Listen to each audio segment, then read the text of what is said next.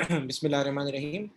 बेटा इस सवाल में अगर आप गौर करें तो इस सवाल में सीन ये है कि ये स्पेसिमेन का पेपर 2 है और इसमें अभी इसने गारमेंट फैक्ट्री स्टार्ट की है, तो आपके पास ओपनिंग बैलेंस इसमें नज़र नहीं आ रहा। Like opening inventory of finish good, opening inventory of raw material और ओपनिंग इन्वेंटरी ऑफ डब्ल्यूआईपी इसमें नज़र नहीं आ रहा। तो हमें मैन्युफैक्चरिंग अकाउंट बनाना है, तो सर हम किससे स्टार्ट करेंगे? हम पहले स्टार्ट करेंगे, अल्लाह भला करे, परचेजेस से। किससे? परचेजेस ऑफ रॉ मटेरियल से हम स्टार्ट करेंगे। तो हम कर लेते हैं। तो सबसे पहले आएगा परचेजेस ऑफ रॉ मटेरियल। ठीक है, मेरे पास जगह कम है तो मैं यहाँ साइड पे लिख रहा हूँ। तो मुझे बता सकते हैं कि परचेजेस ऑफ रॉ मटेरियल कितना है सर? 30,100। तो हम लिख देंगे 30,100। यहाँ तक मेरी बात क्लियर है बेटा? सर इसके बाद इसमें क्या करेंगे? कैरेज को ऐड करेंगे। अगर कोई कैरेज हुआ है या कोई परचेज रिटर्न हुआ है तो उसको माइनस करेंगे। तो हम सवाल को ज़रा देख लेते हैं। इस सवाल में कोई कैरेज नहीं है, इस सवाल में कोई कैरेज नहीं है और कोई परचेज रिटर्न नहीं है। तो हम क्या करेंगे सर? 1 मिनट होल्ड कीजिएगा बेटा, 1 मिनट। सॉरी बेटा, इस सवाल में कोई कैरेज वगैरह आपको नज़र नहीं आ रहा, कोई परचेज रिटर्न नज़र नहीं आ रही। तो अब हम क्या करेंगे सर? इसके अंदर जो है आप भी देखते रहिएगा बेटा, हम क्लोजिंग इन्वेंट्री क्या कर देंगे बेटा? इसमें से माइनस कर देंगे। Closing inventory of raw material जो है वो माइनस कर देंगे सर। वो कहाँ है? वो ये रही closing inventory of raw material, 3,150।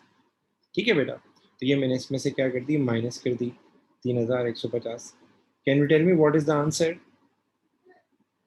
तो ये आ जाएगा cost of raw material consumed. ये आ जाएगा cost of raw material consume. इसका आंसर मुझे बता दीजिएगा, ठीक है बेटा? इसका आंसर आ जाएगा 26950। 1 मिनट होल्ड कीजिएगा बेटा, 1 मिनट। इसके बाद बेटा क्या करेंगे? इसके बाद इसमें ऐड करेंगे डायरेक्ट लेबर। डायरेक्ट लेबर कहाँ है? डायरेक्ट लेबर के लिए डायरेक्ट लेबर का वर्ड भी यूज करता है, डायरेक्ट वेजेस का वर्ड भी यूज करता है, प्रोडक्शन वेजेस का वर्ड भी यूज करता है। यहाँ इसने सीन क्या किया है? इसने आपको वेजेस एंड सैलरीज दिए हैं। वेजेस एंड सैलरीज में इसने आपको क्या किया है? 3 चीजें दी हुई हैं। देखिएगा, एक फैक्ट्री ऑपरेटर है, एक फैक्ट्री और सुपरवाइजर है, एक ऑफिस है। बेटा ऑफिस का ताल्लुक जो है ना वो एडमिन के साथ होता है। ये मैन्युफैक्चरिंग में तो आता ही नहीं है। ये तो बिल्कुल भी मैन्युफैक्चरिंग में नहीं आएगा, बिल्कुल भी नहीं आएगा मैन्युफैक्चरिंग में। बाकी फैक्ट्री जो सुपरवाइजर होता है उसको ज़्यादातर सैलरीज दी जाती हैं। ये इनडायरेक्ट कॉस्ट होती है, ये डायरेक्ट कॉस्ट नहीं होती। बाकी मैंने कल आपको बताया था कि सम टाइम वो क्या करेगा? मशीन ऑपरेटर या फैक्ट्री ऑपरेटर का वर्ड यूज करेगा, वो हमारा डायरेक्ट लेबर का पार्ट होता है। तो सर यहाँ डायरेक्ट लेबर में क्या आएगा? यहाँ डायरेक्ट लेबर में आपके पास जो ये फैक्ट्री ऑपरेटिव है ये आएंगे। तो आप लिख लें फैक्ट्री ऑपरेटिव वेजेस। अब गौर से देखिएगा बेटा, हम एडजस्टमेंट देख लेते हैं, कोई एडजस्टमेंट है या नहीं है। तो आई थिंक सो कोई एडजस्टमेंट नहीं है, तो एज इट इज हम इसको लिख देंगे। ये कितना है हमारे पास? 31,500। सर इसके बाद हम क्या करेंगे? कोई अगर डायरेक्ट एक्सपेंस है या कोई रॉयल्टी है तो वो हम ऐड करेंगे। Is there any royalty? Is there any royalty? No sir. Is there any? अच्छा बेटा एक छोटी सी चीज, एक छोटी सी, ये रही वेजेस अक्रूड आ रहे हैं 800 की, ये मुझे ऐड करने चाहिए थे, मैंने नहीं किए थे, तो 800 ऐड कर देते हैं। 31,500 प्लस 800, बताएं कितना हो जाएगा? ये हो जाएगा 32,300। ठीक है बेटा, 1 मिनट बेटा होल्ड कीजिएगा। बिस्मिल्लाहिर्रहमानिर्रहीम। बेटा ये फैक्ट्री ऑपरेटिंग वेजेस में मैंने क्या किया? 31,500 के अंदर जाके मैंने 800 प्लस किया, तो आंसर आ गया 32,300। और मैंने cost of raw material consumes में ऐड किया, तो टोटल प्राइम कॉस्ट आ गई हमारे पास 59,250। अब गौर से आगे चल के देखिएगा, फैक्ट्री ओवरहेड में सर क्या क्या आएगा? फैक्ट्री ओवरहेड के अंदर बेटा सबसे पहले हमारे पास आएगा आपके पास जो ये जो कॉस्ट है ना फैक्ट्री सुपरवाइजर, ये आएगी 11,800। ये हम लिख लेते हैं, तो यहाँ लिख लें factory supervisor salary. Factory supervisor salary, मेरे पास जगह कम है तो मैं एज इट इज लिखूंगा, लेकिन पहले देख लेता हूँ कोई इसके अंदर सीन वगैरह तो नहीं है, नो सर। तो हम एज इट इज लिख देंगे 11,860, ठीक है ना। उसके बाद सेट, उसके बाद सेट, उसके बाद हम आगे चलते हैं। तो आगे वो कह रहा है आपका अल्लाह भला करे, जनरल एक्सपेंसेस दिए हुए। जनरल एक्सपेंसेस में हम वो एक्सपेंसेस दिखेंगे जिसका ताल्लुक फैक्ट्री के साथ है। तो वो कितने हैं? 3240। तो मैं लिख लेता हूँ फैक्ट्री जनरल एक्सपेंसेस, वो कितने आ जाएंगे? 3240। फिर रेट्स दिए हुए सर। रेट्स में एक ऑफिस है, एक फैक्ट्री है। मैंने कल बताया था हम वो खर्चे लेंगे जिनका ताल्लुक फैक्ट्री के साथ है, जिनका ताल्लुक फैक्ट्री के साथ है। तो वो हमारे पास कितना आ जाएगा? रेट्स आ जाएगा 4500 आ जाएगा। तो आप फैक्ट्री रेट्स ले लें, वो कितना है? 4500। ठीक है बेटा। अब आगे चलते हैं सर। आगे हमारे पास क्या आएगा? आगे हमारे पास क्लोजिंग इन्वेंट्री दी हुई है, तो वर्क इन प्रोग्रेस आना है, पर वो बाद में आना है। ठीक है। अच्छा जी, मसला क्या हमारे साथ? डेप्रिसिएशन आएगी। अभी डेप्रिसिएशन आएगी। अब डेप्रिसिएशन किसकी आएगी? तो सबसे पहले आ जाते हैं ऊपर, इसको पढ़ते हैं। तो एक तो फैक्ट्री मशीनरी है, इसकी आएगी। फैक्ट्री का वर्ड है ना, तो इसका ताल्लुक प्रोडक्शन के साथ है, तो इसकी डेप्रिसिएशन यहाँ पर आएगी। तो डेप्रिसिएशन कितनी आनी है देख लेते हैं। Depreciation factory machinery. अब बेटा इसकी कॉस्ट, इसको देख लेते हैं तरीका क्या है। तो नीचे कह रहा है कि सर इस पे डेप्सन लगानी है 20% per annum on cost, 20% per annum on cost. तो सर क्या करेंगे आप लोग? सिंपली क्या करें, 35,000 लें, 35,000 लें, और आप जो है उसके ऊपर क्या नाम है, 35,000 उसको मल्टीप्लाई कर दें 20% से, ये आ जाएगा 7,000, अगर मैं गलत नहीं हूँ। उसके बाद सर लूज टूल्स की डेफिनेशन भी याद किया। लूज टूल्स क्या होते हैं? जैसे आपके पास जो है स्क्रू ड्राइवर होता है, आपके पास जो है डिफरेंट, हमारे पास स्पेयर पार्ट्स के लिए डिफरेंट आइटम्स वगैरह होते हैं, मशीनरी को इंस्टॉल करना होता है, मेंटेन करना होता है उसके लिए। तो स्क्रू ड्राइवर का काम होता ही ज़्यादातर मशीनरी के अंदर है। हैवी मशीनरी वगैरह को ठीक करने के लिए में चाहिए होते हैं, रखने होते हैं। तो ये इसकी डेप्रिसिएशन भी यहाँ पर आएगी हमारे पास। तो इसकी डेप्रिसिएशन का तरीका होता है रिवोल्यूशन मेथड, बड़ा आसान होता है। उसमें ये होता है रिवोल्यूशन मेथड में हम सिंपली ये करते हैं, जो ओपनिंग बैलेंस होता है ना लूज टूल्स का, जो ओपनिंग बैलेंस होता है, ओपनिंग बैलेंस होता है, उसमें से हम क्या कर देते हैं, क्लोजिंग बैलेंस क्या कर देते हैं, माइनस कर देते हैं। ओपनिंग बैलेंस के अंदर से हम क्लोजिंग बैलेंस क्या कर देते हैं, माइनस कर देते हैं। अच्छा, अगर कोई परचेज हुआ है या कोई डिस्पोजल हुआ है तो वो एडजस्ट करेंगे। उस सूरत में ये फॉर्मूला ऐसे हो जाता है, opening plus purchase minus disposal minus closing. अगर हो तो जो आंसर आएगा वो क्या कहलाएगा, डेप्रिसिएशन कहलाएगा। तो ज्यादातर ओपनिंग और क्लोजिंग दिया होता है। तो ओपनिंग बैलेंस कितना है हमारे पास, वो सवाल में दिया हुआ लूज टूल का 1000। ठीक है, परचेजेस है नहीं, और नीचे आपको बताया हुआ है लूज टूल्स का क्लोजिंग बैलेंस वो कितना है हमारे पास, 830। 830। तो लूज टूल की हम डेप्सन लिखेंगे, लिख लें डेप्रिसिएशन लूज टूल्स। तो पहले लेंगे opening balance. Sir opening balance कितना है, 1000 है हमारे पास। तो मैं 1000 ले लेता हूँ सर। 1000 में से माइनस कितना करेंगे सर, जो इसका क्लोजिंग बैलेंस है। सर वो कितना है हमारे पास, 830 है। तो मैं 830 इसमें से माइनस कर देता हूँ, ये आ जाएगा 170। ठीक है बेटा। अब आप मुझे बताएंगे टोटल कितना आया, ये जो हमारे पास बनता था ये टोटल कितना आया।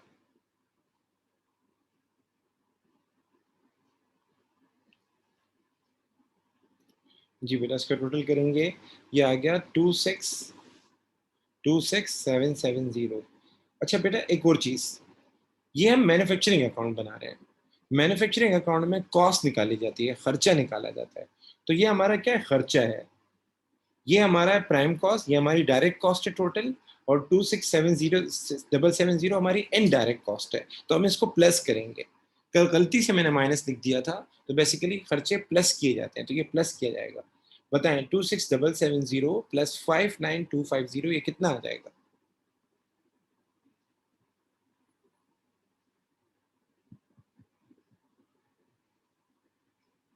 जी गाइस, 26770 प्लस 59250 ये कितना आ जाएगा।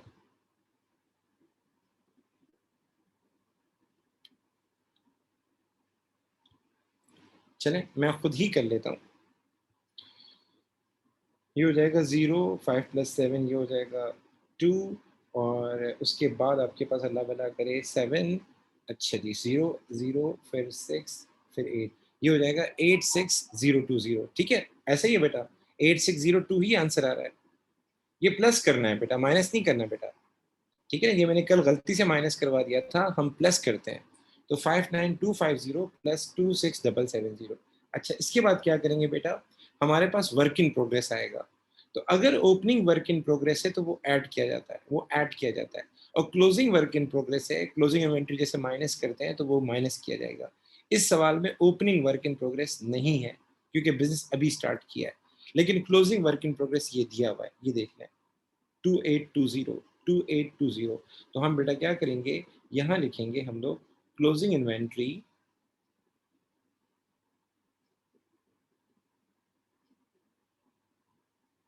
ऑफ वर्क इन प्रोग्रेस वो कितनी है 2820 वो 2820 इसमें से क्या कर देंगे बेटा माइनस कर देंगे माइनस कर देंगे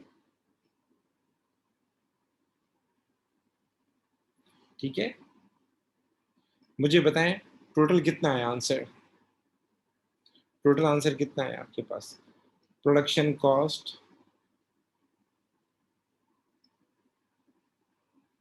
कितनी आई 83200 ऐसा ही है बेटा क्या प्रोडक्शन कॉस्ट इतनी आ रही है बेटा 83200 ठीक है बेटा ये था हमारे पास क्या नाम है मैन्युफैक्चरिंग अकाउंट ये स्पेसिमेन का सवाल है और इसके मार्क्स थे कोई अराउंड अल्लाह भला करे कोई थे 10 मार्क्स ठीक है बेटा अच्छा तो इसने पेपर में फॉर्मेट दिया हुआ था ये देखें इस तरह से इसने एक फॉर्मेट दिया हुआ था पूरा आपको पेज दिया होगा लिखने के लिए इतना बड़ा पेज होगा जिसपे आपको लिखना होगा 1 मिनट ज़रा रुकिएगा 1 मिनट रुकिएगा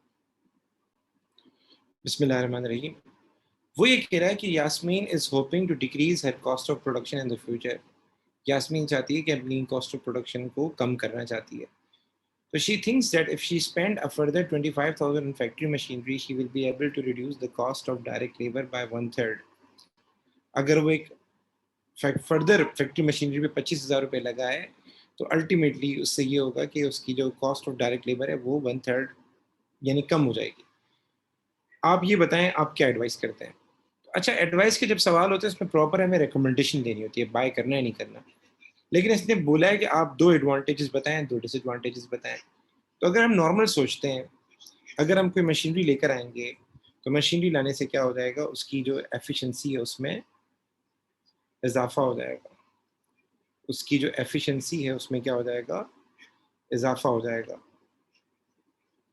एफिशिएंसी में क्या हो जाएगा इजाफा हो जाएगा मतलब उसकी प्रोडक्शन क्या हो जाएगी ज़्यादा हो जाएगी ठीक है वो अगर मशीनरी बाय करेगा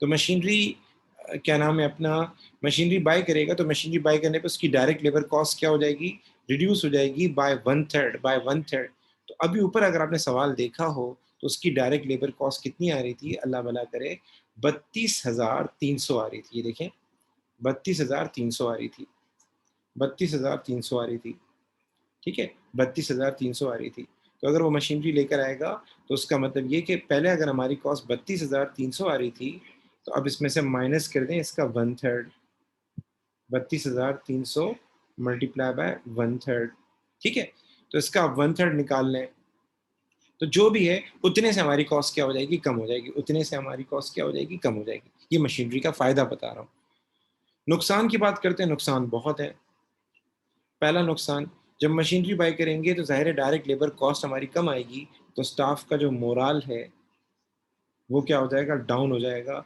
मतलब उनकी मोटिवेशन क्या हो जाएगी कम हो जाएगी आप फर्स्टली सेकेंडली करके लिख सकते हैं the advantages of having a machinery would be it will increase the efficiency I business will be able to produce more output ठीक है ना और इसके साथ साथ जो है क्या नाम है उनकी जो कॉस्ट है लेबर कॉस्ट वो कम हो जाएगी वो कैलकुलेट करके बता दें 32,300 मल्टीप्लाई बाय 1/3 जितना आ रहा है बता दें 10,750 कुछ ऐसा ही आएगा इतनी कम हो जाएगी बता दें लेकिन इशू क्या है however as the labour would have to be redundant cost कैसे कम हो रही है लेबर की ज़ाहिर है उनको रिडंडेंट किया जा रहा होगा तो उनका मोरल कम होगा उनकी मोटिवेशन कम होगी ठीक है ना ये एक बच्चे ने बता दिया 10,677। ठीक है, दूसरी चीज़ सर, दूसरा इशू क्या होगा, जब मशीन बाय करेंगे तो क्या उसके लिए ट्रेनिंग भी प्रोवाइड करनी पड़ेगी, लेबर क्या वेल ट्रेंड होंगे नहीं होंगे। ठीक है, जब मशीनरी बाय करेंगे तो whether it is a reliable और नॉट, क्या वो रिलायबल होगी नहीं होगी, मतलब ऐसा नहीं कि वो ब्रेक डाउन हो जाए, जल्दी ख़राब हो जाए, ऐसा होगा नहीं होगा। जब मशीनरी बाय करेंगे तो उसके लिए कॉस्ट भी चाहिए, नया-नया बिज़नेस फ़ॉर्म हुआ है, तो क्या बिज़नेस के पास सफिशिएंट फाइनेंस है, बैंक में इतना बैलेंस मौजूद है या उसके लिए बोरोविंग करनी पड़ेगी? ठीक है? अच्छा सर, डिसीज़न क्या लें सर? कोशिश करें डिसीज़न लिया करें न्यूमेरिकल फैक्ट के ऊपर। क्वालिटेटिव फैक्टर्स तो बहुत हैं कि लेबर का मोरल डाउन होगा, ट्रेनिंग देनी पड़ेगी, लायबिलिटी का इश्यू भी है। फिर जब मशीनरी पे खर्चा, अगर हमारी डायरेक्ट लेबर कॉस्ट कम हो रही है तो डेप्सन भी तो आएगी। तो वो सारी चीज़ें हैं। लेकिन जब डिसीजन लिया करें तो कोई न्यूमेरिकल फैक्ट को टारगेट किया करें। तो ये जो इसने ऊपर एक बड़ा फैक्ट बताया ना, ये फैक्ट, ये बड़ा इंपॉर्टेंट है। तो आप कह सकते हैं कि भाई मशीनरी को वो लेकर आए, मशीन न्यू होगी तो उससे फ़ायदा होगा, फर्दर उसकी डायरेक्ट लेबर कॉस्ट कम हो रही है, जो कि एक अच्छा बेनिफिट उसको मिल रहा है, तो उसको मशीनरी पे पैसा लगाना चाहिए। तो ऐसे सवालों का आंसर कैसे देना चाहिए? तो आप फर्स्टली, सेकंडली करके 2 एडवांटेज बताएँ, हाउएवर करके डिसएडवांटेज बताएँ, फर्स्टली, सेकंडली करके 2 डिसएडवांटेज बता दिए, आखिर में डिसीजन ले लें। 5 मार्क्स का जब भी एडवाइस का सवाल आएगा, 5 मार्क्स का जब भी एडवाइस का सवाल आएगा, एटलीस्ट 4 पॉइंट आपने देने होंगे। अगर वो सवाल में एडवांटेज, डिसएडवांटेज का वर्ड नहीं बोलता, वो जस्ट सिंपल बोलता है एडवाइस दो, सिंपल बोलता है एडवाइस दो, तो क्या करेंगे सर? तो आप उस सूरत में जो है 4 फ़ायदे भी बता सकते हैं। अगर आप कहते हैं मशीनरी लेकर आएँ, तो आप 4 फ़ायदे बता दें। फर्स्टली, सेकंडली, थर्डली, फोर्थली करके। इवन सवाल में आपको फ़ायदे सिर्फ़ 3 याद हैं और वो सवाल देता है मशीनरी बाय करनी चाहिए, नहीं करनी चाहिए, और आपको एडवांटेज, डिसएडवांटेज का नहीं बोलता। तो कोशिश ये किया करें एडवाइस के सवालों में, अगर 5 मार्क्स का सवाल है, तो आप जो है 3 एडवांटेज बता दें, 1 डिसएडवांटेज बता दें। आपको एडवांटेज सिर्फ़ 2 ही आते हैं, तो 2 एडवांटेज और 2 डिसएडवांटेज भी बता सकते हैं। बस कोशिश ये करें कि जिसके फ़ेवर में आप उसके पॉइंट ज़्यादा दें, दैट्स इट।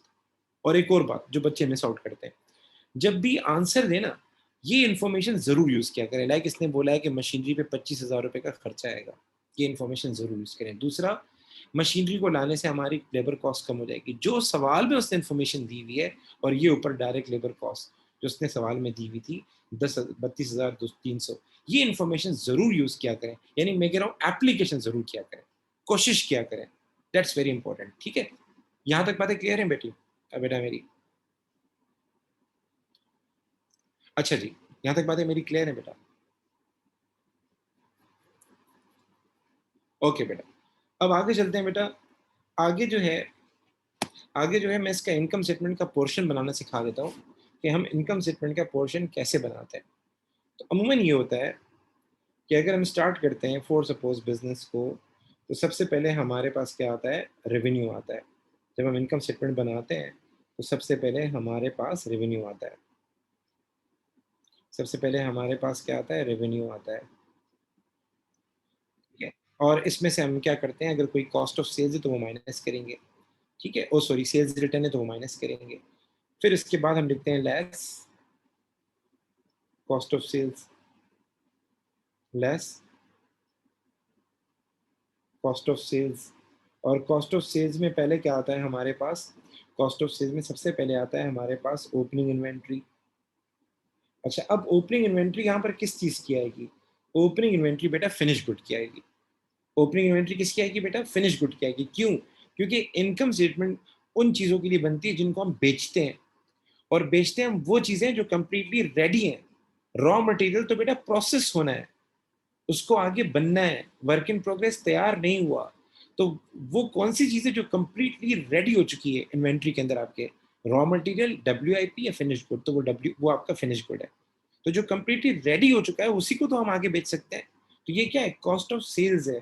मतलब जो आइटम आपने बेचे उनकी कॉस्ट। तो आप कौन-सा आइटम बेचेंगे जो कंप्लीटली रेडी हो चुका है? तो यहाँ पर फिनिश्ड गुड की ओपनिंग इन्वेंटरी आएगी। तो आपने यहाँ लिखी। उसमें बेटा हम क्या करेंगे? उसके बाद लिखेंगे production cost. Sir production cost ये कौन-सी वाली है, जो आपने मैन्युफैक्चरिंग अकाउंट में लिखी थी? सर उसके बाद हम क्या करते हैं, अगर खुदा ना ख़ास्ता सम टाइम ऐसा होता है कि बिज़नेस के पास ऑर्डर बड़े आ जाते हैं, ऑर्डर बड़े आ जाते हैं और हमारे पास इतना टाइम नहीं होता है कि हम उस ऑर्डर को पूरा कर सकें। तो फिर हम बाहर से आउटसोर्स करते हैं, बाहर से भी कुछ फिनिश गुड खरीद लेते हैं। जैसे हमारी टेक्सटाइल इंडस्ट्री है, ऑर्डर बहुत सारे आ गए हैं, लेबर नहीं है, मशीनरी नहीं है। जैसे सवाल में ऊपर बोल रहे हैं ना कि हमारे पास मशीनरी नहीं है। अच्छा, आप ये वाला पॉइंट भी बोल सकते हैं, जैसे यहाँ लिखा हुआ है ना मशीनरी खरीद रहे हैं, तो आप ये वाला पॉइंट भी खरीद बोल सकते हैं क्योंकि वो परचेज़ कर रहा है फिनिश गुड। तो फिनिश गुड क्यों परचेज़ कर रहा होगा? लाज़मी बात है उसके पास इतनी कैपेसिटी नहीं होगी, इतनी एबिलिटी नहीं होगी माल बनाने की। ऑर्डर ज़्यादा आ गए होंगे, डिमांड प्रोडक्ट की ज़्यादा होगी। तो सम टाइम ऐसा होता है कि हम बाहर से भी परचेज़ करते हैं। तो अगर सवाल में गिवन हो परचेज़ ऑफ फिनिश गुड, अगर आपको गिवन हो तो आपने लिखना है। ठीक है? और सम टाइम फिर कैरेज ऑन फिनिश गुड भी दिया होता है कि carriage inward on finish good, on finish good का वर्ड ज़रूर लिखा होगा तो वो भी आएगा। इसमें से बेटा हम क्या करते हैं, फिर क्लोजिंग इन्वेंटरी माइनस करते हैं।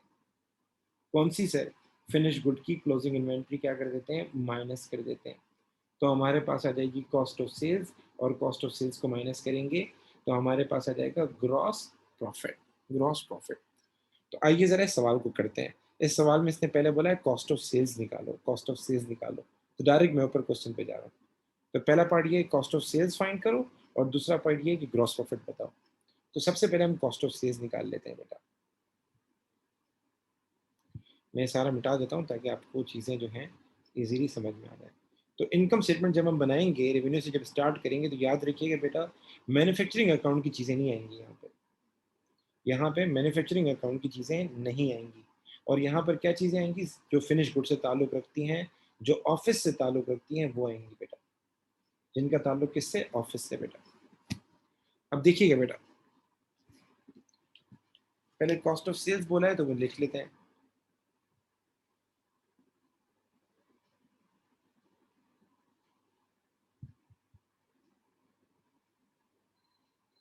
Cost of sales.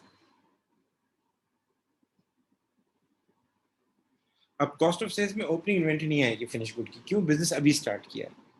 तो हम डायरेक्ट किससे स्टार्ट करेंगे? प्रोडक्शन कॉस्ट से स्टार्ट करेंगे।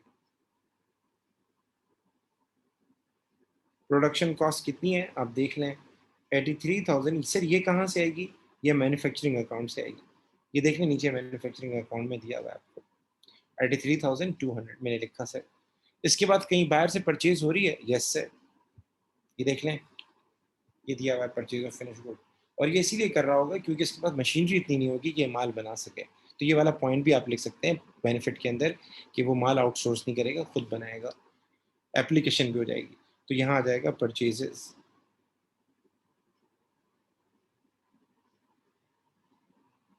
कितना है सर? 15,000। पेपर में शॉर्टकट मत यूज़ कीजिएगा जैसे मैं यूज़ कर रहा हूँ, ठीक है? सर इसके बाद हम क्या करेंगे? अगर कोई परचेज़ रिटर्न फिनिश गुड का हो तो लिखेंगे, होता नहीं वैसे। इसके बाद हम क्लोजिंग इन्वेंटरी लिखेंगे, ये आप देख सकते हैं यहाँ पे मैं आपको हाइलाइट कर देता हूँ। ये रही क्लोजिंग इन्वेंटरी फिनिश गुड की 6,800।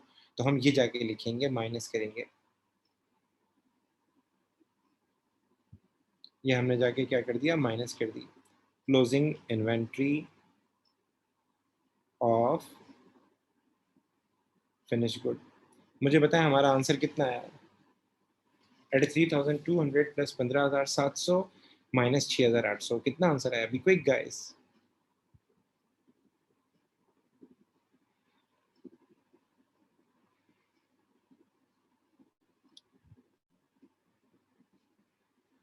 जी बेटा।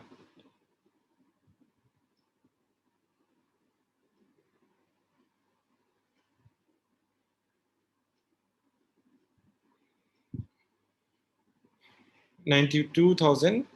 ठीक है, ये मैं यहाँ लिख देता हूँ 92,100। ठीक है बेटा, ये हमारे पास क्या आ गया? अल्लाह भला करे, ये कॉस्ट ऑफ सेल्स आ गई। अब उसने नीचे एक और पार्ट में बोला है हमें ये बताओ कि हमारा क्या नाम है ग्रॉस प्रॉफिट कितना होगा। तो ग्रॉस प्रॉफिट फाइंड करने का तरीका ये है कि हम रेवेन्यू में से माइनस कर देते हैं कॉस्ट ऑफ सेल्स, तो हमारे पास क्या आता है? ग्रॉस प्रॉफिट आता है। तो आपने यहाँ लिखा है कॉस्ट ऑफ सेल्स कितनी है बेटा? 92,100 हम लिख देते हैं। और रेवेन्यू कितना है बेटा? रेवेन्यू देख लें बेटा, रेवेन्यू आपके पास सवाल में ये रहा दिया हुआ। मैं ये हटा दूँ, मिटा दूँ सारा। रेवेन्यू सवाल में ये रहा दिया हुआ है आपको 113640। 113640 मैं लिख लेता हूँ 113640। 640, ये माइनस कर दें 92,100 से, you will get the answer 21,540, ये हमारे पास आ गया रेवेन्यू। यहाँ तक बातें क्लियर है बेटा? ओ सॉरी, ये आ गया ग्रॉस प्रॉफिट।